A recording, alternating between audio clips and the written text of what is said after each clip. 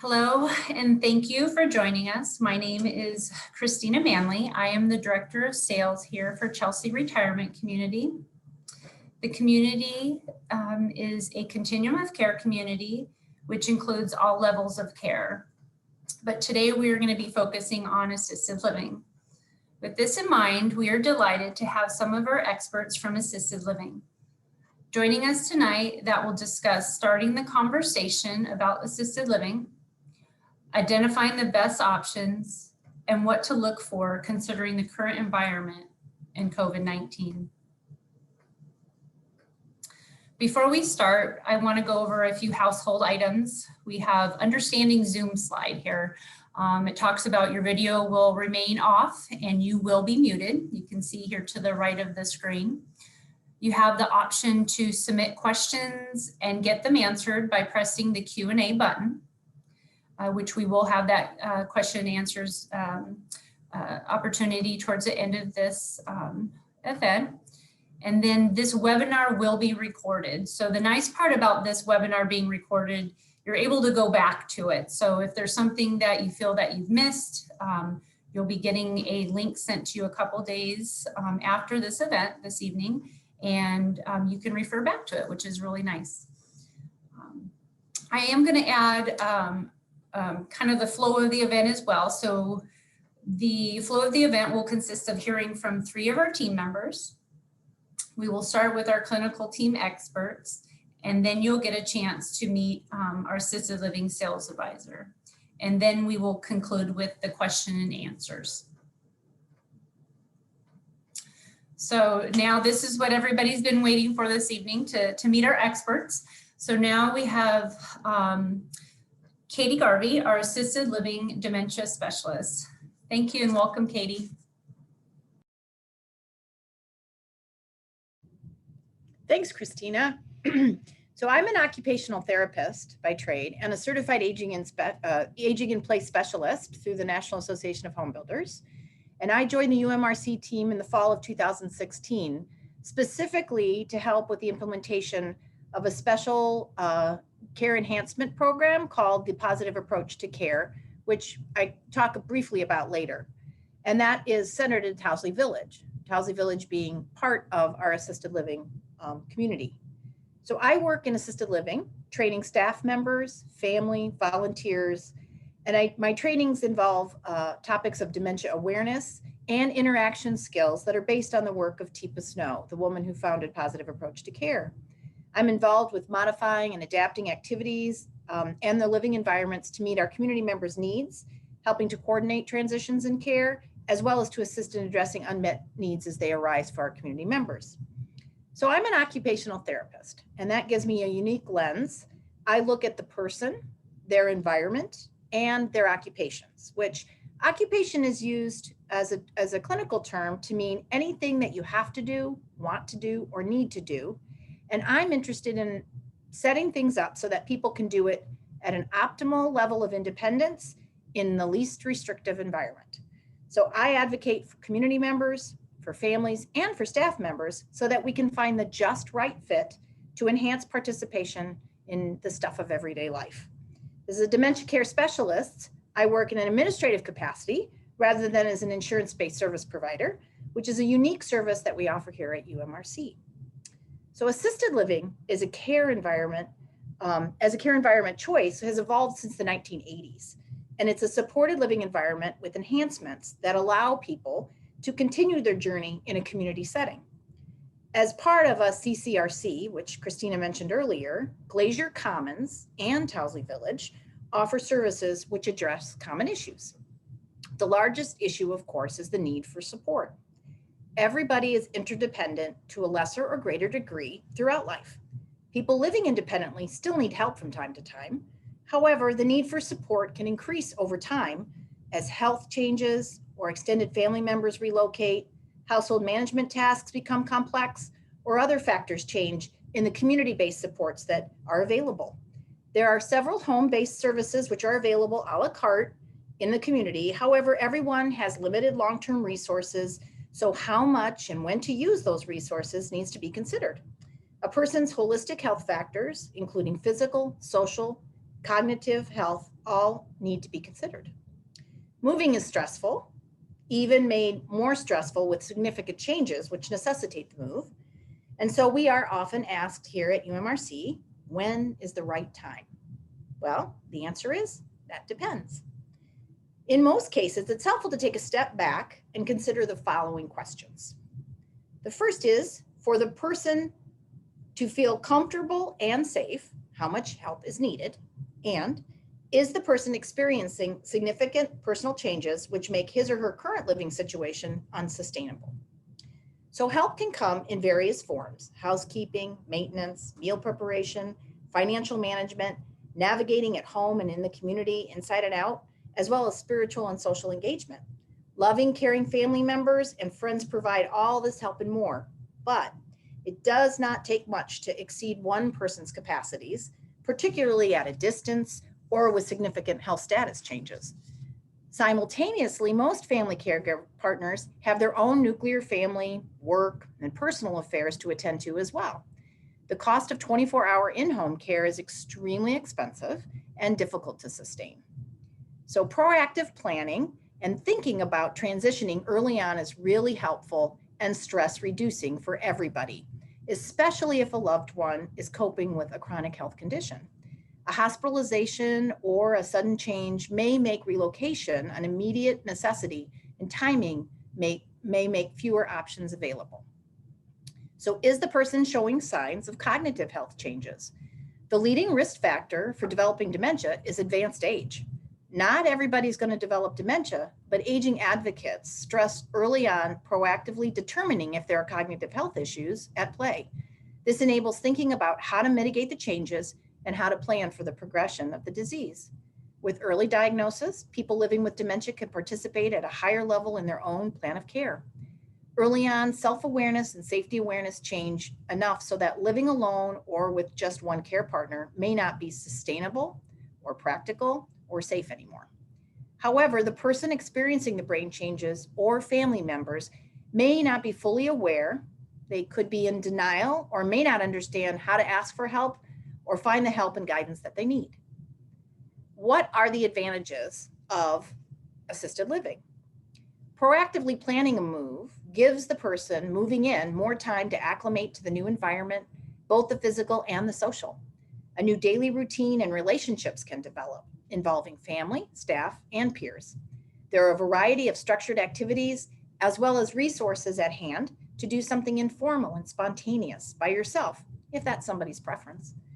There is the advantage of having private and shared space. You can create a smaller, personalized environment and have easy access to social opportunities and to support as needed. There's always somebody on hand to help. Most often, it's not a fall or a health condition change, but the time someone spends unattended, which has the most significant ramifications. Those who assist with self-care support, therapy services, spiritual life staff, and enrichment staff are all focused on developing relationships and rapport on an individual basis. They respect everybody's preferences and are laser focused on sustaining and enhancing well-being. As situations change, there can be many different types of struggles to maintain a healthy lifestyle. Giving and receiving help and support requires trust and rapport. So as staff get to know residents, their personalities, and their preferences, they've developed strategies and approaches, some of which we involve the Positive Approach to Care program, which can help address unmet needs as they arise, and we can figure it out together. Finding an assisted living community can assist the person's extended support network as well. Family care partners become part of a team and are assured that their loved ones have what they need with decreased worry and stress.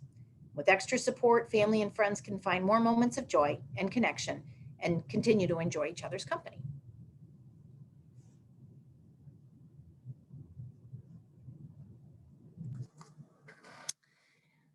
Thank you, Katie. Very informative. We love having her on our team, and she's just a great asset to the rest of the community here. And we appreciate your expertise that you've brought to our community. And another very important team member that works alongside of our residents and with Katie is Linda Madden. She is our assisted living social worker.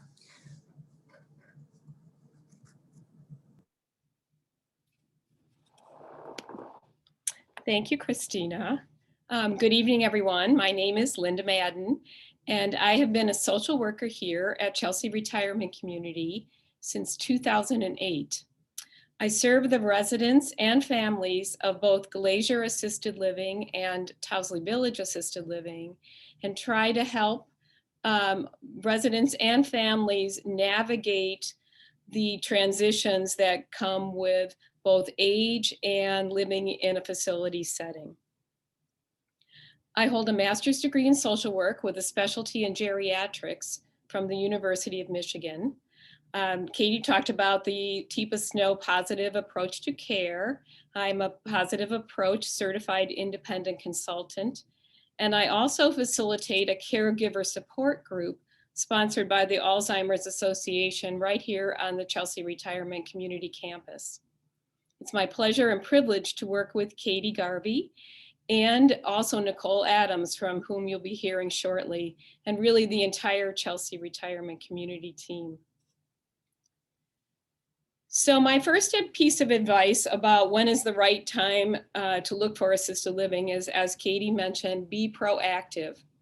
In my years here at Towsley, I have unfortunately seen way too many people acting in a crisis situation rather than coming to assisted living prepared. With some effort now, the transition to assisted living will be much easier for everyone.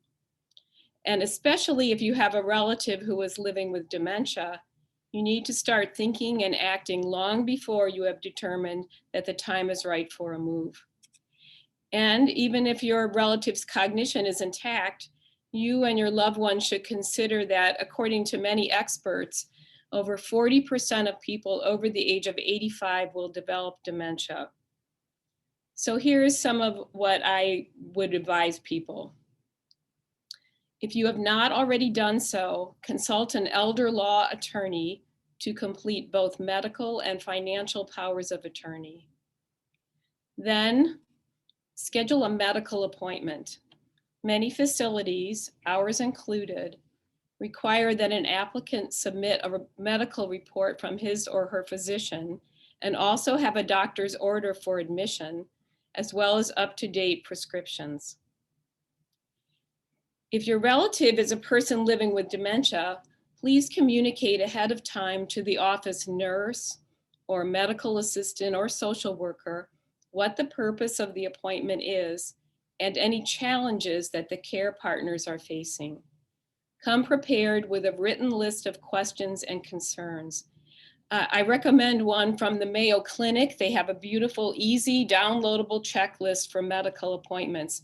And the link to that checklist will be found at the end of this presentation. So if your relative is living with dementia and can no longer make decisions for herself, request letters of incapacity from the physician. Just because your relative has named you her patient advocate or medical durable power of attorney does not mean that you automatically have the right to make healthcare decisions for her, especially decisions related to placement in an assisted living facility. Unlike a durable power of attorney for finances, most patient advocate and medical power of attorney documents require letters from the individual's primary care physician and one other physician stating that the individual no longer has the capacity to make his or her own medical decisions. These two letters of incapacity are usually necessary to activate your status as decision maker, and we, like many facilities, require them for admission to Towsley Village, our dementia care assisted living. So be sure to discuss this at the medical appointment. Along this idea, it's always good to have a discussion before a crisis situation with your loved one about her advance directives and what her choices are in a life-threatening situation. I once had a resident who had dementia and was approaching end of life and would have benefited from hospice care. Her 3 adult children, however, wanted her to remain a full code, what we call a full code, with CPR should her heart or breathing stop, and all other extraordinary measures, and were unwilling to consider hospice. Luckily, when this resident admitted to our assisted living facility, her cognition was still intact, and she had given us a copy of her advance directives, which clearly stated that she did not want any life-prolonging actions or CPR at this stage in her life. Once her family became aware of her wishes, they agreed to hospice care, and she was comfortable and eventually had a very peaceful death. A family meeting may be very beneficial, not only to chart a course of action, but to delegate responsibilities amongst siblings or family members. When I first became interested in working with older adults, before I even registered in the social work program at the University of Michigan, I enrolled in the gerontology program at Madden University. My first course was entitled Working with Family Caregivers. This course included invaluable guidance on how to mediate a family meeting, the goal of which is not only to bring all sides to consensus, but to allow everyone to do his or her appropriate part. Let me give you an example. In my own family, I bring to the table experience and familiarity with how assisted living works.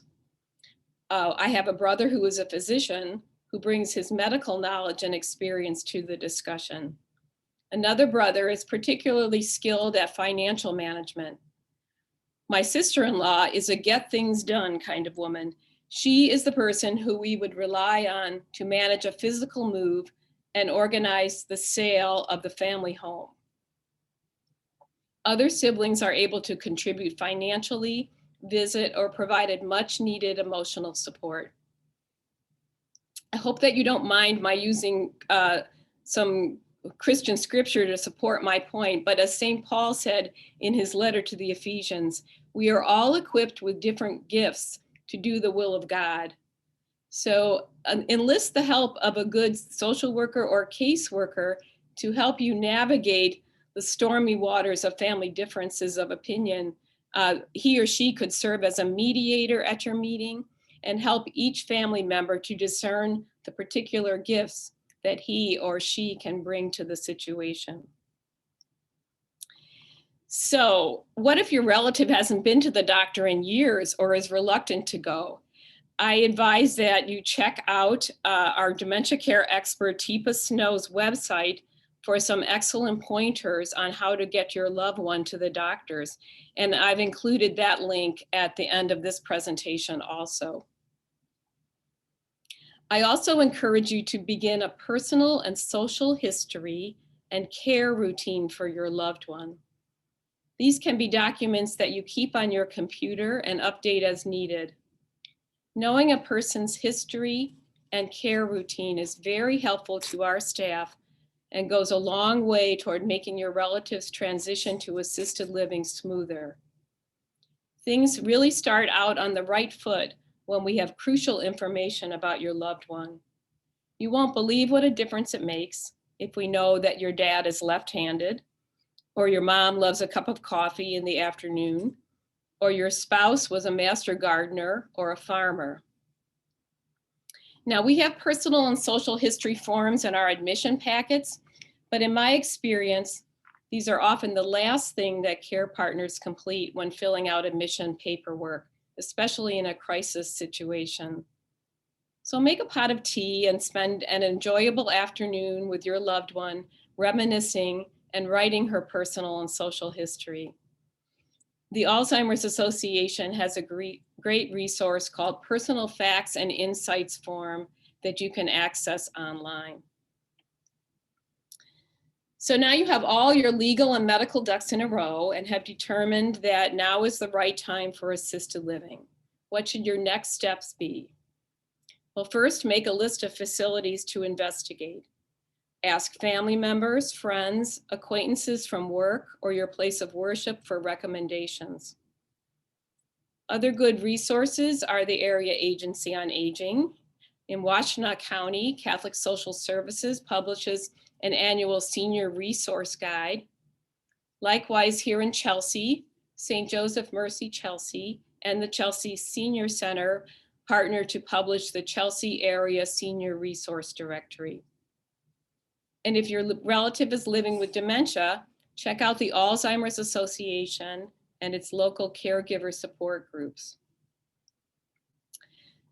Compose a list of things to look for and questions to ask. You can find many such lists online.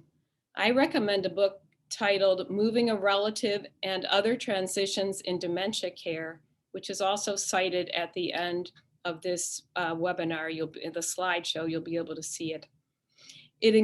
This book includes a wonderful and comprehensive worksheet that you can copy or an online version that you can print. And although this book is geared toward persons living with dementia and their care partners, the worksheet is also applicable for those who are looking for traditional assisted living. Next, do some phone and online screening. This is particularly important during this time of the pandemic when you may not be able to visit a facility in person. Many facilities, such as ours, offer virtual tours. And Katie, Nicole, or I will also be happy to speak with you on the phone. When we, hopefully sooner rather than later, see the light at the end of this bleak tunnel, you may be able to visit facilities in person. Choose several places to visit, either in person or virtually. You call and schedule an initial visit with or without your relative as you feel is appropriate. And when in-person visits resume, Nicole, Katie, and I are happy to meet with you and your relative. Observe activities and try to visit at meal times if possible. When in-person visits resume, we invite you to bring your relative for a meal or an activity here. Visit more than once if possible, and take another person with you for an additional set of eyes. If I were looking for an assisted living facility for my relative, I would like to take Katie with me. Her occupational therapy background and knowledge of dementia care would be especially helpful in sizing up the environment. Of course, consider price and what services are included in the daily rate. Check out staffing levels. Do staff members receive good, solid dementia care and personal care training? Is this training regularly scheduled? And though, as Katie said, there are many types of dementia training, we believe that we offer the gold standard, which is Teepa Snow's positive approach to care. Check out the environment. Is it clean and well lit? Is it calm, friendly, and functional? Cutting-edge interior design that appeals to many of us adult children may not appeal to our parent, who may prefer a place that is comfortable and homey. Observe the residents, their interactions with each other and with staff members. Do the residents appear clean and well cared for? Is staff responsive to residents' needs and respectful? Does the staff appear rushed? Or do they take the time to interact with residents in a calm and patient manner? So now you are prepared, you found the right assisted living, and have determined that the time for a transition has arrived. The next step is to decide when and where to have the conversation with your loved one. So before you have the conversation, think back. Recall past experiences when you discussed an upcoming event. Did the past discussion help your relative prepare for the event, or did it create anxiety? This will help you know how far in advance to have the conversation. Plan what you are going to say ahead of time. Write it out or rehearse it also with a family member or friend. Prepare an explanation that you think will be understood and accepted by your loved one. And keep that explanation simple and consistent among all family members. And finally, acknowledge your relative's feelings and anticipate some feelings of guilt on your own part. Empathy and saying, I'm sorry to your relative really go a long way.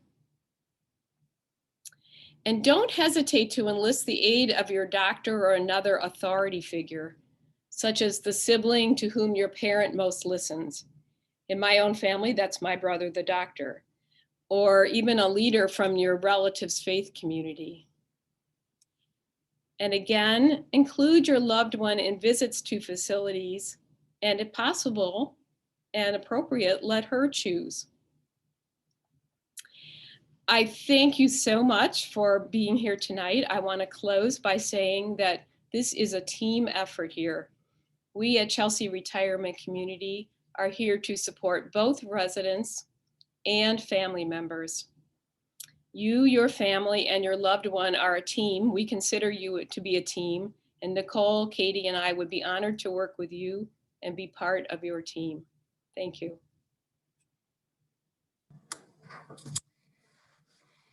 Thank you, Linda.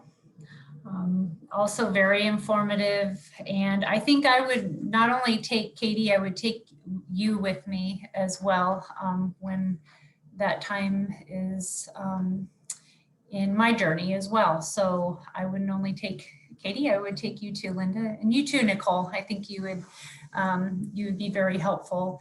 And with that, I'm going to introduce Nicole Adams. She's our assisted living sales advisor. She'll be sharing her role. That's part of this journey. When is it time to start looking for assisted living?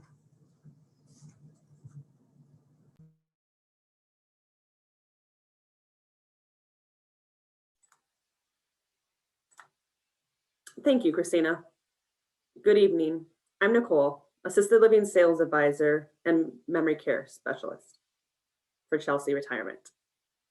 I've been with Towsley Retirement Community since 2011 in various roles. I'm working directly with the resident to my current role as a sales advisor. In this role, I have the opportunity to work with residents and their families when they are starting to look for an assisted living community. Our community is unique in the fact that we have a social worker and a memory care specialist on site, as well as we are a continuum of care. While assisted living communities are not required to have either one of these experts, being a not-for-profit organization allows for more opportunities for both our residents and our team members. For example, we received a grant that allows us to offer the on-site PAC training for team members that both Katie and Linda previously discussed. A continuum of care community allows the resident to age in place, which is beneficial for both the resident and family. This continuum includes various levels of living, such as independent, assisted, skilled nursing, and rehab. Some other office services that we offer are physical, occupational, and speech therapy on site. Access to a visiting doctor's group, and an all-inclusive rate in a beautiful country setting with a small town feel.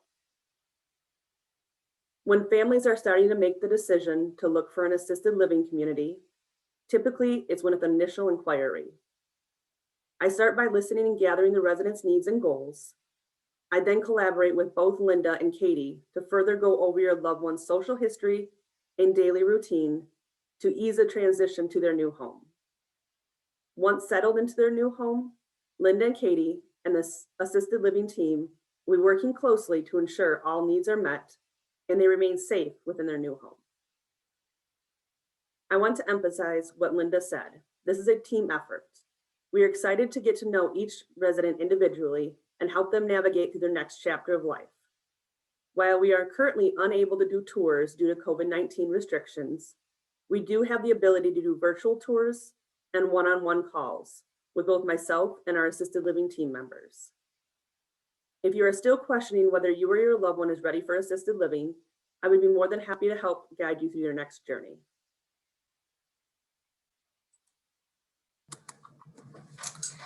Thank you, Nicole. Now is the time. If you have a question, please enter your question in the chat box.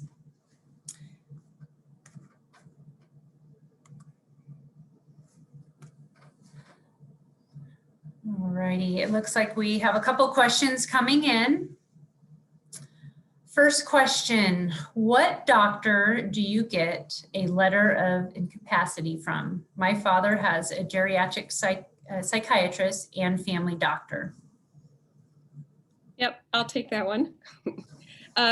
Yes, you would get, generally the family doctor would write one, and a geriatric psychiatrist is another perfect person to write the letter. So, and the letter just states that, say the person has dementia. The letter states that I've been treating this person, the person has dementia and no longer has the capacity to contribute to their medical or financial decision-making, and they recommend that their durable power of attorney be activated. So.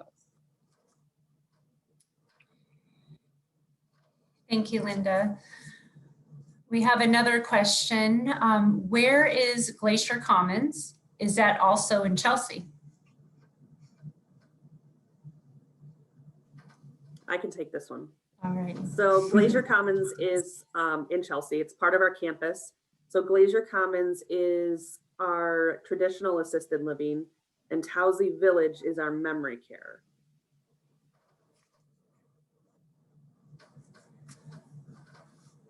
Thank you. So I have another question. How do you know that your loved one is to be in assisted living or memory care?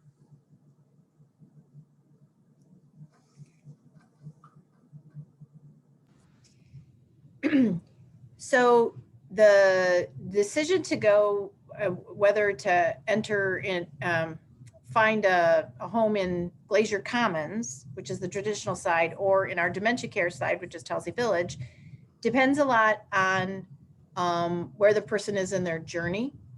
Often with dementia, people, depending on, and it differs by individual. So depending on their progression, moving is a very stressful situation. So if they have dementia and they have progressed to a point where living at home is no longer feasible, and they really need a higher level of care, if people come with dementia into Towsley Village earlier on, it really allows them to have more time and use their capacities and skills that they've retained to acclimate to the new environment.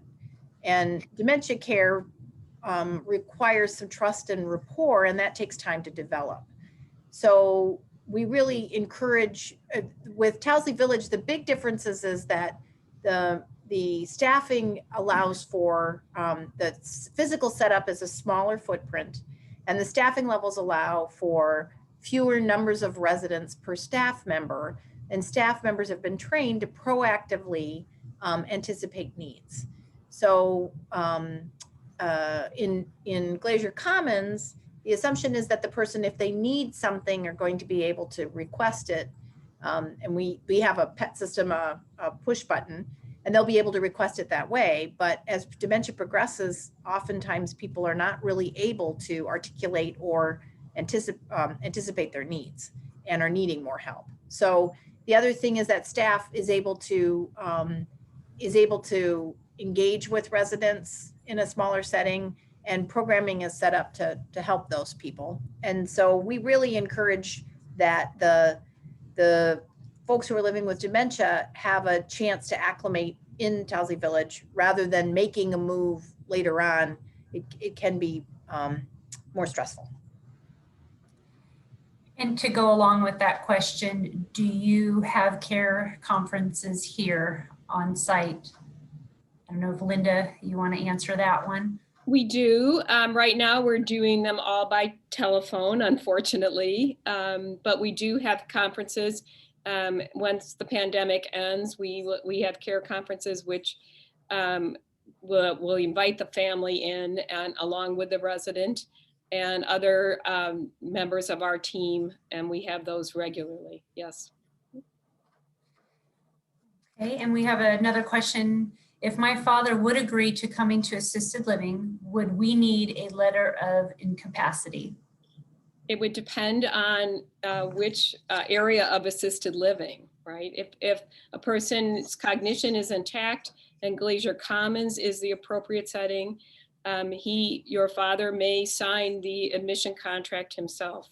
If your father is a person living with dementia and the best setting for him is Towsley Village, our memory care assisted living, then we would require the letters of incapacity, even if he agreed to come. We would hope he would agree to come. Thank you, Linda. We have another question that came in. Do you have a waiting list?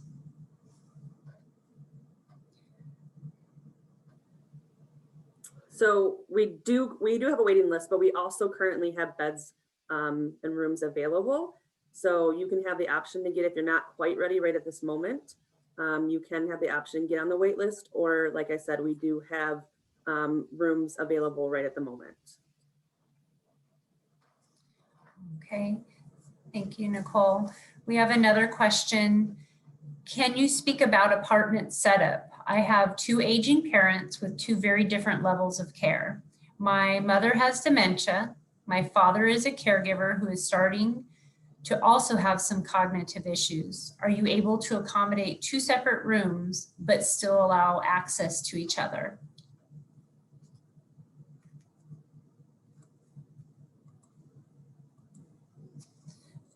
It's probably be a few of you can answer this one. So I guess I'll start. We do. So we do have the availability to have 2 residents or family members in different rooms. I guess I guess I need to know the other part of the question again. I'm sorry.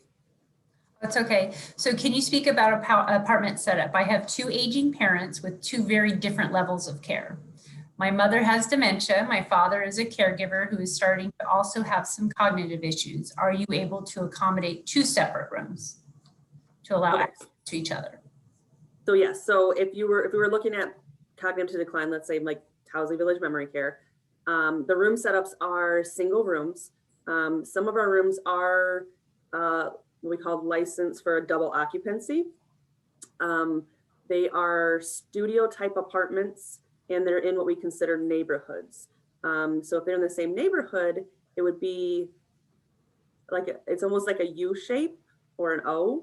So they could visit each other in that neighborhood. If they're in 2 separate neighborhoods, our staff would be able to take them to the other neighborhood or vice versa, where their family members at. If we were looking at, let's say, Memory Care and Glacier Commons, Memory Care and Glacier Commons are connected by a tunnel. Not really sure how to explain that, but Bridge. A bridge, thank you, that connects them. So if one was in assisted living, Glacier Commons, and one was in memory care, they could get to each other as well too.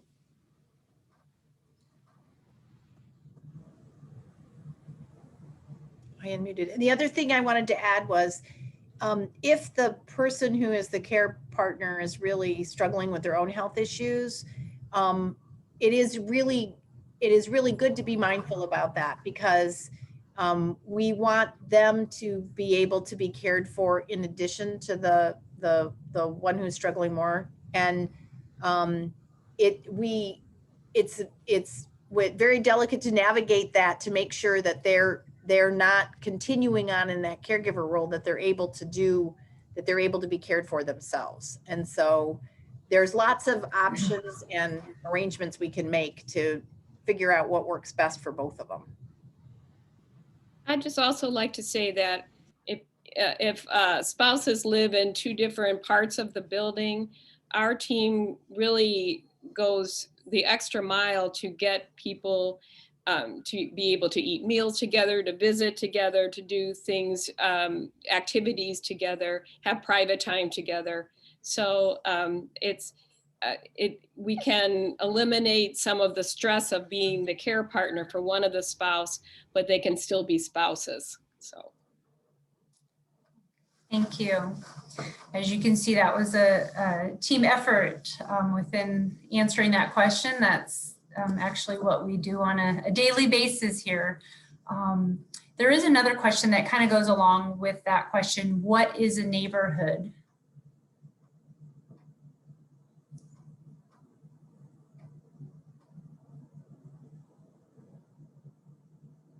I think, Katie, you're Okay, so a neighborhood, we use the term neighborhood as a physical location.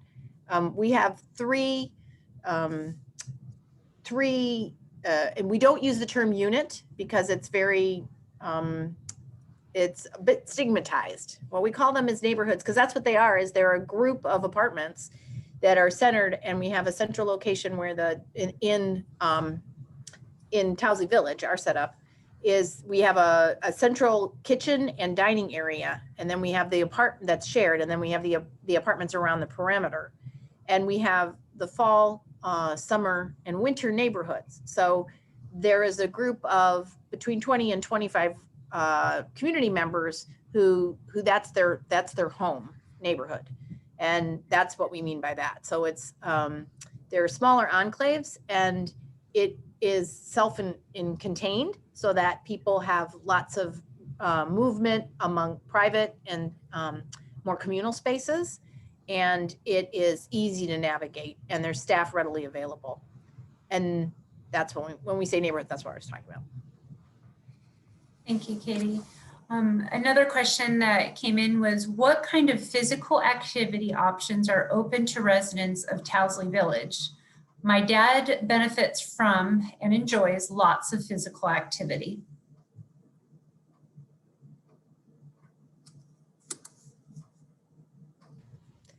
So we have been blessed with really beautiful grounds here. And so during the winter months, obviously, and with COVID, that has, it's made it a little bit more difficult, but there's lots of spaces inside the building and outside on the grounds that we Towsley Village residents do a lot of walking. And depending on people's, where their skills and abilities are, we have some really fun sort of gross motor activities, adapted sports activities for people to engage in a way that they're able to engage and participate at a level. And so it's a whole body. We have, of course, therapy services, and that's part of what they would do in therapy, but we have availability of other sorts of physical activities, structured physical activities for them. Okay, then I have a question that came in. Where can I find out more about the PAC system you use?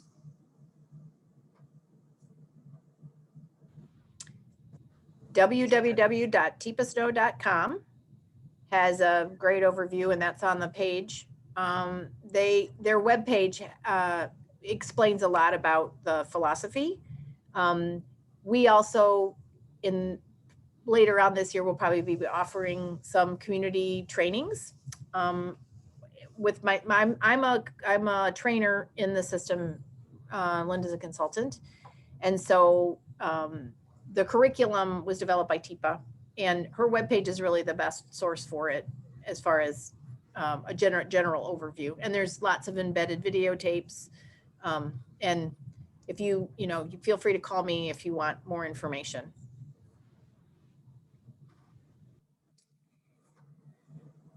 Okay, we have another question that came in speaking about neighborhoods. Are the neighborhoods in both Towsley and Glacier?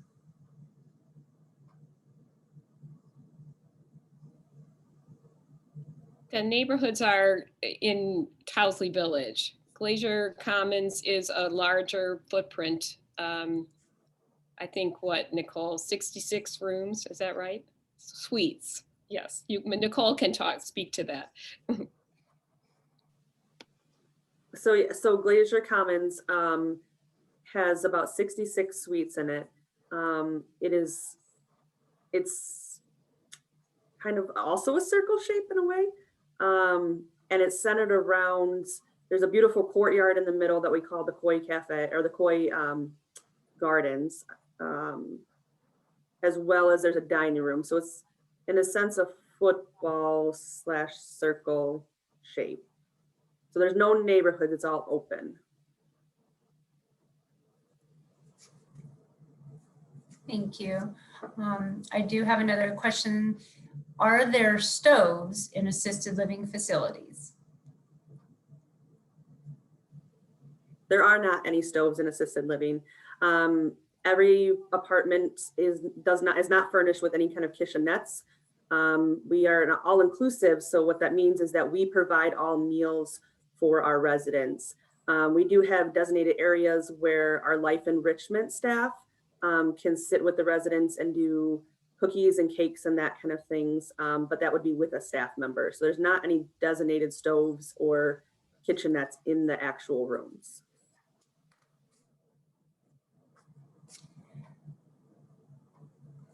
Okay, we have another question. How can we be notified when the campus is open for an in-person tour? Any idea when this might happen, given the recent vaccines for seniors?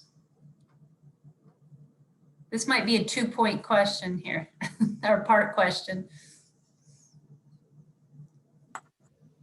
So I can definitely get in touch with anybody that's willing or wanting to take a tour as soon as the COVID-19 restrictions are lifted. I think Allie's gathered most of people's information when you signed up for this. If we do not have your information, at the very end of the slide, there will be Allie's information that you can definitely call her and we can get in touch with you as soon as they are available. I think there was another part. Yes, and any idea when this might happen, given the recent vaccines for seniors? As of right now, there isn't, we haven't had any indication of when that's going to be lifted. We do have the benefit that we've already have had vaccines on our campus. So that's, we've already started that process and about to have our second round there. So we were very, very fortunate to have that coming in. Did you want to add anything, Katie or Linda? Okay. I have another question. How easy is a transition from independent living to assisted living to memory care? My dad needs some help, but wants to be independent.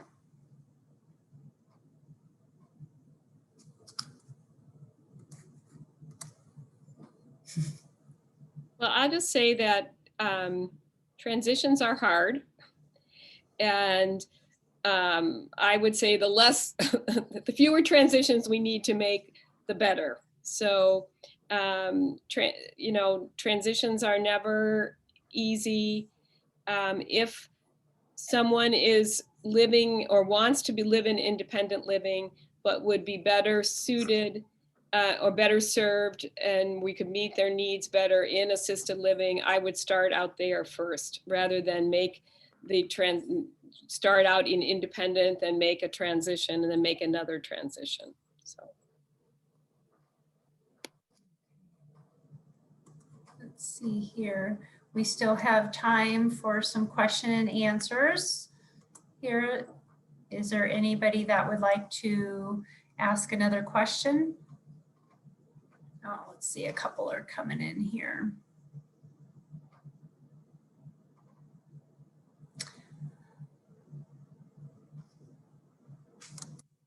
All righty.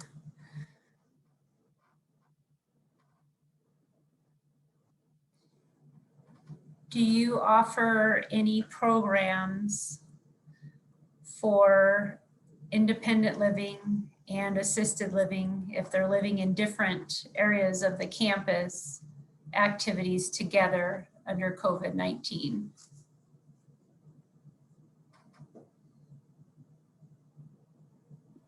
I don't think in COVID, we're not having people from one side of the campus allowed to be visit another side of the campus. Is that correct? So, because we're not even, like, our Glacier Commons residents are not, we just want to minimize the risk of disease, right, for transmission. So our Glacier Commons residents aren't interacting with our Towsley residents at this point. So it's one of the very, very bad things about this disease and this pandemic, this shutdown. So. Definitely. Thank you, Linda. Mhm. We have a couple questions that came in. How do you handle doctors' visits off-site? Well, in times of COVID right now, we're still permitting doctor visits off-site as long as the person goes to the doctor and then comes back to the facility, doesn't go out to a restaurant or, somewhere else. So we encourage people to use whatever doctors in the community they have and trust and want. So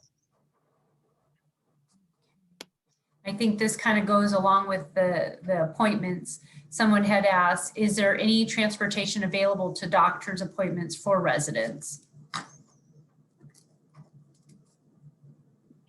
transportation, we have what's called a wave bus that offers some low-cost transportation in the Chelsea area that and around not only to doctor appointments, but to the bank and to the grocery store and the library and things like that.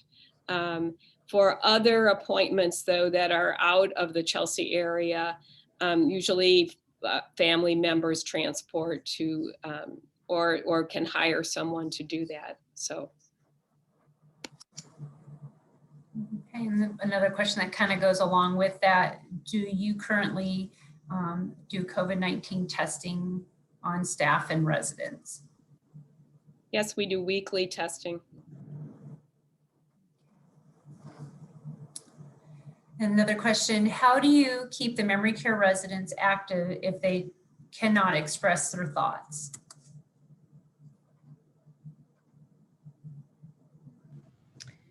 So there are lots, a lot of it depends on the individual needs and wants, and being active comes in various forms. And some people, oftentimes I think families have this idea that they have to be up and doing something in order to be engaged and happy.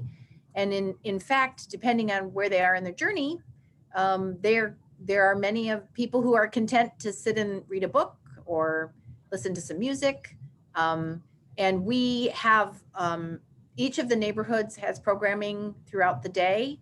And part of what we do is offer a structured daily routine, and there's a rhythm to the day. So we have, we keep people engaged in various ways. So we want to make sure that they have adequate rest and time for restoration, but we also offer invigorating activity and relaxing activity. And there are lots of different options available, and our life enrichment staff has a lot of really clever ideas. Birthdays are a big deal. We bake cakes, have a little party in the neighborhoods to celebrate. We have we have groups that do craft activities. We've had people who do sort of a modified woodworking. We make wooden pens. So there's lots of different things that we can do. We've had book clubs in the past. And a lot of it is evolving because it depends on the individual's interests. And so we are always looking for new and different things and what works and what doesn't work. So our calendars are set up on a monthly basis, but we have some sort of traditional things that we've done for a really long time because they work really well. And there are other things that we try and doesn't go well, so we do something different. Actually, Katie, there and Linda, there's a question that kind of goes along with that. What kinds of social activities are organized for Towsley residents?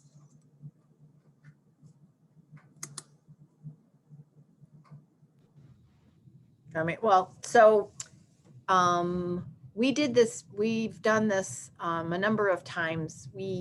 When residents come to stay with us, we have some people who are interested, we do a life narrative. And so we actually create a 3-dimensional display, and we have a tea party to celebrate that person's life, and sort of a get to know you sort of thing in the neighborhood. We do, we'll do some chat, so sort of coffee and chat sort of things. We do a lot of board games, playing cards. I mean, things that you would do at home. There, you know, a lot of it is spontaneous conversation that happens, and it's among staff and residents to residents. And so the social engagement piece is a really important part of making sure that people's health and well-being is taken care of. Perfect. I have here, our special diet desires accommodated. And actually 2 people had asked, and then the other person had asked, are meals catered to specialized diets? So we have 2 diet questions there. I'm not sure who would like to respond, either Linda or Katie. We do have certain diets. I guess it would depend on the diet, actually, right? I mean, it would be very difficult for us to have a kosher diet here, right? But we can limit carbohydrates. We can limit salt. We honor gluten-free diets. We have vegetarian options, things like that. So. It looks like we have time for probably another question here. And this kind of goes along with the shopping and offsite activities. Can AL residents still go out and shop and do offsite activities? Under normal circumstances, yes, but these are not normal times. No, so no, they are not. No, but under normal circumstances, yes. And for those people who don't have family nearby, or some AL residents even have their own cars, even have their own vehicles. But our life enrichment team, we have a bus, and they will take people shopping. They have a monthly shopping trip during normal times. So. I know it's pre-COVID or COVID. I know it could change daily. You never know. Then tomorrow we could have things lifted. So definitely, that's kind of where that communication, we're always here, and things can change. And it's definitely a good thing to get, if you're looking or just inquiring, to search and ask the questions, and get on the wait lists. And we're definitely, we follow up with you on a regular basis. There is actually one question that just came in. Are there any offsite activities scheduled for Towsley, which that kind of already during this time, I think you answered. Normally, yes. There are offsite activities. We've gone to out to eat. They take residents out for lunch to the A&W on look at the Christmas lights in town, to the zoo, to the lake. But those were in pre and hopefully post-COVID days. So. Thank you. So this concludes our question and answer. time of the event. As you can see here on this slide, we have meet our sales team. So when you refer back to the webinar, when Allie sends out the link, you'll see meet our sales team, and you can kind of go there. You'll see James, myself, Nicole, which you met tonight, Cece, who does our independent living, and Allie, who is our sales assistant, which a lot of times she will be the front person that you'll be in contact with. So again, I would like to thank you again for joining us this evening. And if you would like to set up a time to speak with us, we would love to share more of our community with you. And just to be here for you when the time is right, when you're looking for your loved one. We want to be here for you. It's a big decision, and as you know, Linda and Katie and Nicole mentioned, we have a lot of questions, and we're here to help with those questions. So it's not just you doing it alone, it's all of us here to help through that process. So again, if you have any questions or need information, please call us. I have Allie's number here. She's our sales assistant, which you would be able to get in contact with her, who will then reach out to one of our sales advisors. And we will also again be sharing tonight's event with you via email in the next couple days. And then we also have that the resources that both Katie and Linda had mentioned this evening, that we have a resource page here so that you can refer back to from some of the topics that were discussed. And then again, thank you, and we hope you have a great rest of your evening.